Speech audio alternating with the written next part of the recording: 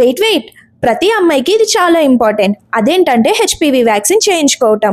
ఈ వ్యాక్సినేషన్ నా హస్బెండ్ నా బర్త్డేకి ఇచ్చిన ది మోస్ట్ వాల్యుబుల్ గిఫ్ట్. అదే నా ఫ్యూచర్ అండ్ హెల్త్ని ప్రొటెక్ట్ చేయటం. Love in most responsible form కదా. నేనైతే ఆర్యా హాస్పిటల్కి వచ్చేసా. ఇది మా ఇంటికి దగ్గరలోనే. And also the most famous doctor Shilpahasa గారు సజెస్ట్ చేశారు. ఆ రోజు మేడం చాలా బిజీ ఉండే, రౌండ్స్కి వెళ్తున్నారు అనుకుంటా. Why HPV vaccine is important?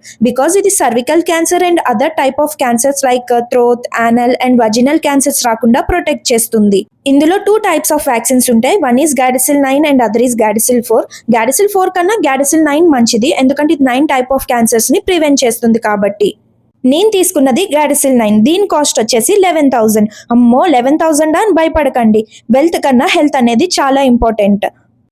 ఇది టోటల్ 3 డోసేజెస్ చేయించుకోవాలి.